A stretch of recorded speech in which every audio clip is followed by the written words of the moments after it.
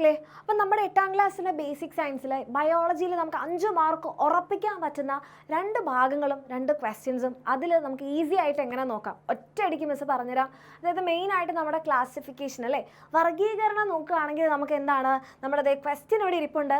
ഇത് ഏതാണ്? നമ്മളുടെ 5 കിങ്ഡം ക്ലാസിഫിക്കേഷൻ ആണല്ലേ, നമ്മുടെ ആർച്ച് വിറ്റേക്കറിൻ്റെ ആ 5 കിങ്ഡംസ് അവരുടെ പ്രത്യേകതകളും എപ്പോഴും നിങ്ങൾക്ക് കൺഫ്യൂഷൻ വരുന്നൊരു ഭാഗമായിരിക്കും.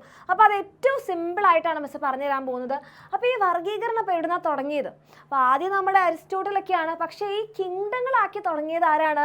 നമ്മുടെ ലിനേയസ് ആണ്. അപ്പോൾ ലിനേയസ് ആദ്യം എന്ത് കൊണ്ടുവന്നു? 2 കിങ്ഡം കൊണ്ടുവന്നു അല്ലേ. അപ്പോൾ ലിനേയസിൻ്റെയാണ് നമ്മുടെ 2 കിങ്ഡം ക്ലാസിഫിക്കേഷൻ. അദ്ദേഹം എന്താ ചെയ്തത്? ആ എല്ലാ ജീവികളെയും ഒന്നുകിൽ ആനിമൽസ് അല്ലെങ്കിൽ പ്ലാന്റ്സ്, പക്ഷെ അതിന് കുറേ പ്രശ്നങ്ങളുണ്ടായിരുന്നു. അപ്പോഴാണ് ആര് വന്നത്? നമ്മുടെ ആർച്ച് വിറ്റേക്കർ 5 കിങ്ഡം ആയിട്ട് വന്നത്. അപ്പോൾ ഇത് നമുക്ക് ഈസി ആയിട്ട് എങ്ങനെ നോക്കാം?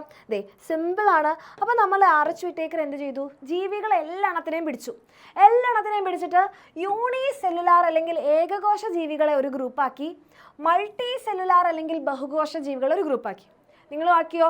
ഏകകോശ ജീവികൾ ഒരു ഭാഗത്ത്, ബഹുകോശ ജീവികൾ വേറൊരു ഭാഗത്ത്. അതിൽ ഏകകോശ ജീവികളാണ് ഇവിടെ.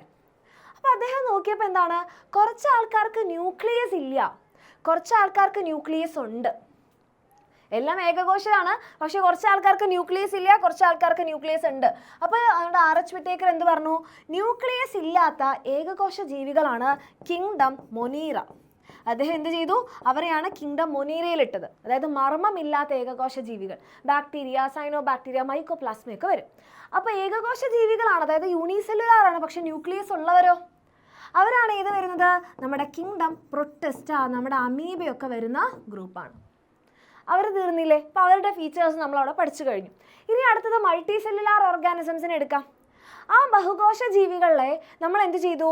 ഓട്ടോട്രോഫ്സ് എന്നും ഹെറ്ററോട്രോഫ്സ് എന്നും ഡിവൈഡ് ചെയ്തു. അതായത് സ്വപോഷികളെന്നും പരപോഷികളെന്നും വിഭജിച്ചു. അതിൽ ഓട്ടോട്രോഫ്സ് എന്ന് പറഞ്ഞാൽ സ്വന്തമായിട്ട് ഭക്ഷണം ഉണ്ടാക്കാൻ പറ്റുന്നവരാണ് അല്ലേ. അപ്പോൾ ബഹുകോശ ജീവികളാണ്, സ്വന്തമായിട്ട് ഭക്ഷണം ഉണ്ടാക്കാൻ പറ്റുന്ന, നടക്കാൻ കഴിവില്ലാത്ത, അതായത് മൂവ്മെൻറ്റിന് പറ്റാത്ത ആൾക്കാരാണ് കിങ്ഡം പ്ലാന്റേ. കിട്ടിയല്ലോ. അപ്പോൾ പ്ലാന്റയുടെ പ്രത്യേകതകൾ എന്താ? ബഹുകോശ ജീവികളല്ലേ, മൾട്ടി സെല്ലുലാർ ആണ്, ഓട്ടോട്രോഫ്സ് ആണ്, ലോക്കോമോഷൻ ഇല്ല. അപ്പം നമ്മുടെ ബാക്കിയുള്ളവരെടുക്കുകയാണ് ഹെറ്ററോട്രോഫ്സ്. ഹെറ്ററോട്രോഫ്സ് എന്ന പരപോഷികൾ മറ്റുള്ളവരെ ഡിപ്പെൻഡ് ചെയ്ത് ജീവിക്കുന്നവരാണ്. നമ്മളുടെ ഫംഗസും അങ്ങനെയാണ്, ആനിമൽസും അങ്ങനെയാണ്. പക്ഷെ ഇവർക്കൊരു വ്യത്യാസമുണ്ട്. ഫംഗസിന് ലോക്കോമോഷൻ അല്ലെങ്കിൽ മൂവ്മെൻ്റ് ഇല്ല, ചലനമില്ല. പക്ഷെ ആനിമൽസിന് എന്താണ്? ലോക്കോമോഷൻ ഉണ്ട്. അപ്പോൾ ബഹുകോശ ജീവികൾ ഹെറ്ററോട്രോഫ്സ് വിത്ത് ലോക്കോമോഷൻ, ചലനത്തിനുള്ള കഴിവുള്ളവരാണ് ആനിമൽസ്. ബഹുകോശ ജീവികളാണ് മിക്കവാറും, പക്ഷെ അതിൽ ചില ആൾക്കാർ യൂണിസെല്ലുലാർ, ഏകകോശമുണ്ട്, ലോക്കോമോഷൻ ഇല്ല, പരപോഷികളാണ് ഫംഗസ്. കിട്ടിയില്ലേ? അപ്പം നമ്മുടെ ഇനി ഒരു ക്വസ്റ്റ്യൻ, ഇനി എൻ്റെ മക്കൾ എല്ലാവരും നിങ്ങൾക്ക് വേഗം തന്നെ ഈസി ആയിട്ട് ചെയ്യാൻ പറ്റുന്ന മിസ്സിന് ഉറപ്പാണ്. അപ്പോൾ ഇംഗ്ലീഷ് മീഡിയത്തിലെ മക്കൾ ഇവിടെ പോസ് ചെയ്തിട്ട് ആൻസർ പറയാം, മലയാളം മീഡിയത്തിലെ മക്കൾ ഇവിടെ പോസ് ചെയ്തിട്ട് ആൻസർ പറയാം. അങ്ങനെയാണെങ്കിൽ നോക്കിക്കേ മക്കളെ, അപ്പോൾ നമ്മുടെ അമീബേനെ എടുക്കുകയാണെന്നുണ്ടെങ്കിൽ നിങ്ങൾക്കറിയാം അത് ആരാണ്? പ്രൊട്ടിസ്റ്റയിൽ വരുന്നതാണ്. അവരെല്ലാവരും യൂണിസെല്ലുലാർ ആണ്, അവർക്ക് എന്താണ്? ട്രൂ ന്യൂക്ലിയസ് ഉള്ളവരാണ്. ഈ ഒരൊറ്റ ഫീച്ചർ നോക്കിയാൽ കിട്ടും. ഇനി അടുത്തത് നമ്മുടെ മഷ്റൂം അല്ലെങ്കിൽ കുമിൾ എടുക്കുകയാണ്. അപ്പോൾ അത് ഫംഗസ് ആണ്, നമുക്ക് ഉറപ്പാണ്. അപ്പോൾ ഫംഗസിലേക്ക് എടുത്തു. ഫംഗസിൻ്റെ പ്രത്യേകത എന്താ? യൂണിസെല്ലുലാറും ഉണ്ട്, മൾട്ടി സെല്ലുലാർ ഉണ്ട്, ചലിക്കാൻ പറ്റില്ല, ഹെറ്ററോട്രോഫ്സ് ആണ്. നോൺ മോട്ടൈൽ ഹെറ്ററോട്രോഫ്സ്, യൂണി അല്ലെങ്കിൽ മൾട്ടി. ഓക്കെ. ഇനി അടുത്തത് ബാക്ടീരിയനെ കണ്ടാൽ തന്നെ അത് മൊണീറയാണ്. അവർക്ക് വിത്തൗട്ട് ന്യൂക്ലിയസ്, ഏകകോശ ജീവികളാണ്, ന്യൂക്ലിയസ് ഇല്ലാത്തവരാണ്. സിമ്പിൾ അല്ലേ? ഓക്കെ. ഇതിൽ നമ്മൾക്ക് എന്താണ്? നമ്മൾക്ക് എക്സാമ്പിൾസ് ആണ് എൻ്റെ മക്കൾ നോക്കുന്നത്. പ്ലാന്റ്സിൻ്റെയും ആനിമൽസിൻ്റെയും എക്സാമ്പിൾസ് നിങ്ങൾക്ക് ക്ലിയർ ആയിരിക്കും. ഈ അമീബേനെയും മഷ്റൂമിനെയും ബാക്ടീരിയനെയും നോക്കി വെക്കുക. അവരാണ് നിങ്ങൾക്ക് വലിയ പരിചയമില്ലാത്ത ആൾക്കാർ, അതുകൊണ്ട് അവരായിരിക്കും തരാൻ ചാൻസ് കൂടുതൽ. അപ്പോൾ ഇതാ ഈ ഒരു ടേബിൾ ഇപ്പോൾ കൺഫ്യൂഷൻ ഇല്ലല്ലോ. മിസ്സിൻ്റെ ഈ ഒരു ക്ലാസിഫിക്കേഷൻ നിങ്ങൾക്ക് യൂസ്ഫുൾ ആയെങ്കിൽ തീർച്ചയായിട്ടും കമൻറ്റ് ചെയ്യുക. അങ്ങനെയാണെങ്കിൽ അടുത്തൊരു ചോദ്യം ഇതാരാണ്? നമ്മുടെ 6 കിങ്ഡം ക്ലാസിഫിക്കേഷൻ ആണ് അല്ലേ. 6 കിങ്ഡം 3 ഡൊമെയിൻ കൊണ്ടുവന്ന ആളാണ് നമ്മുടെ കാൾ വൂസ് അല്ലേ. 3 ഡൊമെയിൻ ഏതാണ്? ഒന്ന് നമ്മുടെ ഡൊമെയിൻ ആർക്കി, ഒന്ന് ഡൊമെയിൻ ആർക്കി അല്ലേ, ഡൊമെയിൻ ബാക്ടീരിയ അല്ല. ഓക്കെ. ഇവിടെ നമുക്ക് എന്താണ്? ഇവിടെ നമുക്ക് ഡൊമെയിൻ ബാക്ടീരിയ, ഡൊമെയിൻ യൂക്കാരിയ, പിന്നെ ഇവിടെ ഒരാളുണ്ട് അല്ലേ. ഇവിടെ കിങ്ഡം ബാക്ടീരിയ ആണെന്നുണ്ടെങ്കിൽ ഇതാണ് കിങ്ഡം ബാക്ടീരിയ ആണെങ്കിൽ ഡൊമെയിനും ബാക്ടീരിയ. ഇവിടെ കിങ്ഡം ആർക്കി ആണെങ്കിൽ അല്ല, ഡൊമെയിൻ ആർക്കി ആണെങ്കിൽ കിങ്ഡം എന്താണ്? ആർക്കിയാണ്. ഇത് പഠിക്കാൻ വലിയ ബുദ്ധിമുട്ടില്ല, ഡൊമെയിനും കിങ്ഡവും സെയിം ആണ്. ആൻഡ് ബാക്കിയുള്ള 4 നമ്മൾ ഓൾറെഡി പഠിച്ചതാണ്. അല്ലേ? ഏതൊക്കെയാ?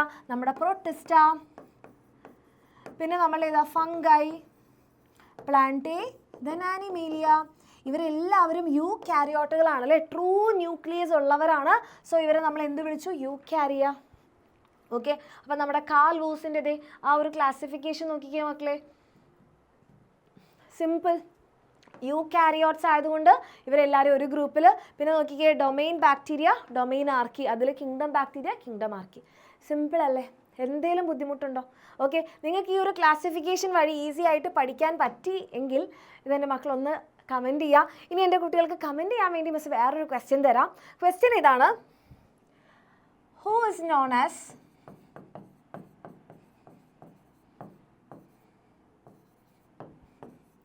Father of Ayurveda? Father of Ayurveda ആരാണെന്നുള്ളത് എന്ത് ചെയ്യുക? എൻ്റെ മക്കളൊന്ന് കമൻറ്റ് ചെയ്യുക. Okay, father of Ayurveda, Ayurveda ശാസ്ത്രത്തിൻ്റെ പിതാവ് ആരാണെന്നുള്ളത് കമൻറ്റ് ചെയ്യുക. ഓക്കെ, അപ്പോൾ all the very best. Very important ആയിട്ടുള്ള ആ ഒരു ക്വസ്റ്റ്യൻ 5 മാർക്ക് എൻ്റെ മക്കൾക്ക് ഉറപ്പിച്ചു എന്ന് കരുതുന്നു. All the best.